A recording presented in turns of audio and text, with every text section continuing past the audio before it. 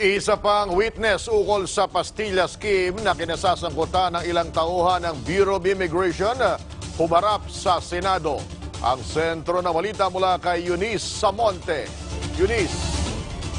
Gadi, nasa mahigit 4 na po pa ang tinitingnan ngayon ng NBI na sangkot dito sa tinaguriang Pastilla Scheme o yung paglalagay ng pera ng mga Chinese nationals para sa lokal na opisyal ng Bureau of Immigration kapalit ng pagpasok nila dito sa bansa. Asahan na raw na mas maraming pangalan pa ang lalabas sa pagpapatuloy ng investigasyon ng NBI. Ayon kasi kay Atty. Emetrio Dongalio, ang Chief ng Special Action Unit ng NBI, tinitingnan nila ang posibleng contact sa ombudsman ng mga sangkot sa Pastilla Scheme base na rin sa mga sinabi ng isa sa mga witness.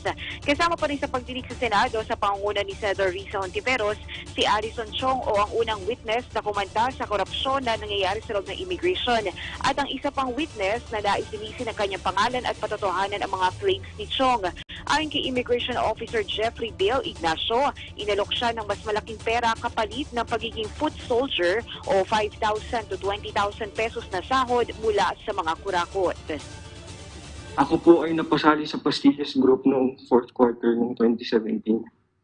Nawala ang augmentation pay namin or overtime pay ng BI at ako'y namproblema financially.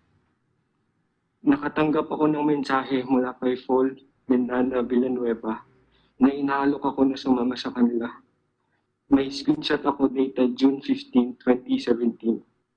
Makakatulong daw sa akin financially kung sumama ako sa kanila sa arrival.